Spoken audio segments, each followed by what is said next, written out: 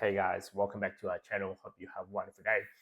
In today's video, I'm going to talk to you ways to save money. This is a two-part video. So this is our journey in order for us to achieve FIRE, and these are little ways that you can do in order for you to start your journey to get where I am. So without further ado, the first one, it will be meal prepping. Meal prepping sounds boring. However, the amount of money that you can save, it is so much. I never knew how much it cost us when we actually go out in a mall, in a shopping center, just to have lunch with a family of four. Now, an average meal these days here in Brisbane, Australia, costs per person or so roughly about $15 to $20. So if it's $15 and there's four of us, that's already about $60 alone, just on the food. We're not including the drinks. We bought a bubble tea for I think for the 2 cups, let's say. That's again about $15 just for two. I'm like, this is getting pretty pricey. So one of the ways that we do is we really do bring our lunch and eat at the food court if we have to. Or if not, the kids can have their meal and we have our own meal that we prep at home. And little things like this, when you get the habit of it quite frequently, you don't really care what other people is thinking because everyone's just eating. They just eat, and no one's going to say anything to you while you're eating anyway. So why do you really care about them? That's number one. Number two is like the fact that overall, typically, let's say a lunch, if you prep it at home, it's probably going to cost you about $20-ish or so. You could actually invest the rest of them to anything that you preferred, and that it can generate you an income from that. So that's how I see meal prepping. My wife does this every day until this day because we know the cost of eating out, it is getting ridiculously high. If you multiply that by 5 days a week when you're working, or if not 7 days a week, if it's daily, you'll be amazed how much money you'll be spending.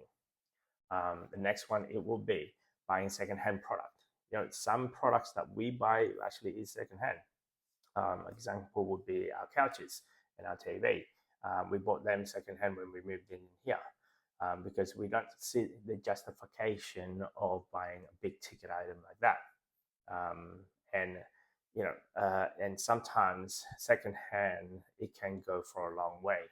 And I don't really mind if it's get broken because we bought it secondhand. Whereas brand new, you're bound to be a lot more emotional attached to it. Eliminate debt in any way possible. So for us, we are in a debt-free environment where we don't use credit card, we don't use a mortgage, we don't use any payments at all on like a car loan as well. If we can't afford it, we can't afford it. If we can't afford to buy cash, we don't buy it. If we have to save up for it, we will save up for it. We don't have any payments at all. In fact, payments to any other companies except for yourself, it will make it longer for you to achieve FIRE or achieve whatever goal that you're trying to achieve.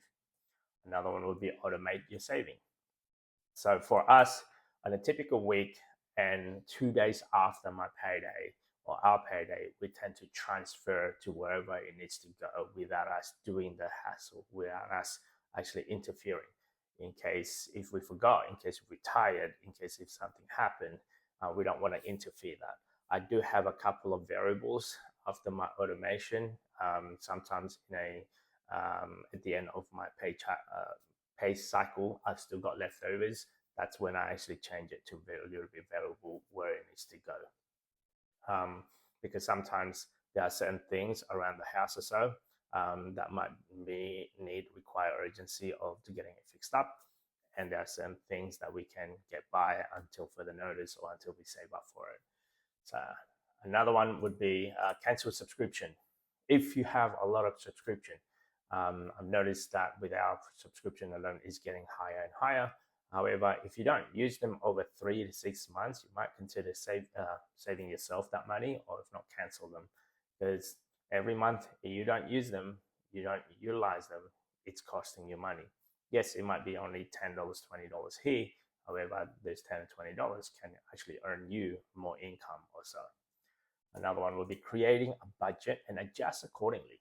Like for us, when we create a budget in the beginning, it was a little bit hard for us to follow through because there's a lot of friction as you go along. However, at a certain point in your life, you should be able to match your lifestyle with your budget. For me, now we're just looking at the nearest 100 or so as our budget, and there are occasion we might be a little bit higher and a little bit lower.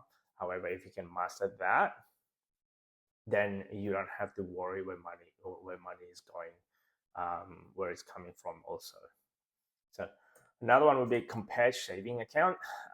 This is something that we looked at in a quite frequently basis. When we're looking at saving account, there's some saving accounts out there that's a lot more higher compared to the rest. Don't be, I guess, company loyalty, let's say, because they don't really care about you. If you need to close your account and move on to another company for 3 to 6 months and then go back as a new customer, then by all means, that might be a way for you to actually save money. We did that for a few. I did that when I was in debt. When I was in debt, I did a balance transfer from one credit card company to another credit card company, all because I have the opportunity to make a zero interest payment over about 2 years, I think it was back then. So at that time, I was able just to pay off the debt without incurring any interest as we go along. So the next one will be cut down on spending. So when you're cutting down on spending, sometimes it's a little bit hard trying to figure out it's a want or a need. If you have a certain cycle, let's say, for example, once a month you go out on a cafe, maybe cut that down, maybe once every 2 months, or maybe every week you buy coffee on the way to work, or every day of the week, let's say, maybe cut that down to 4, 3, 2, and then maybe just once a week. So those little things can add up as you go along. For us, we cut down a lot of things. Definitely the coffee things. We actually ended up buying a coffee machine at home, and I usually get myself coffee ready before I head out, or if not, drink them at home before I head out, because that can go a long way as you keep on paying these days. In Sydney anyway, or in Sydney, I don't know about Brisbane because I haven't gone to buy coffee just yet in Brisbane, but I remember when I was in Sydney visiting just for a day, I think roughly it's about $5 a cup. So what's that equivalent to? About nearly about $40 per week that it can go somewhere else. So you'd be amazed how much a cup of coffee are really costing you.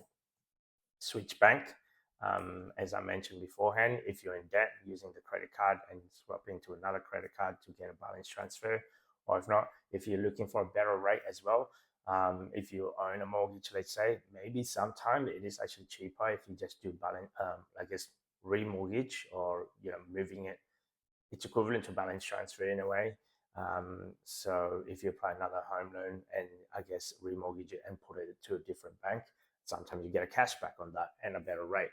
Now, just because you can remortgage, don't take out the equity. In fact, it's the other way around. Maybe you can put some more money in there. Maybe you keep on able to pay a bit more before you opening up the mortgage.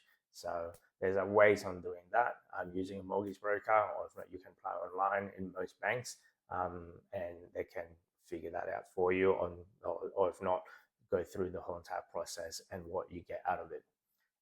Another one would be go shopping with a list. So I remember when, excuse me, I remember when we're living next door to a whole supermarket. If we don't get a list, overall, you end up spending more. Something that costing you only $5, you ended up going aisle by aisle, and then you ended up going, oh, I need this, and before you know it, that's a few $100s instead of a few dollars or so that you were expecting to spend. So yeah, that's just my first list. This is 1 out of 2 videos, creative ways or ways to save money. If you like this type of content, guys, don't forget to subscribe, comment, and I will see you on the next video.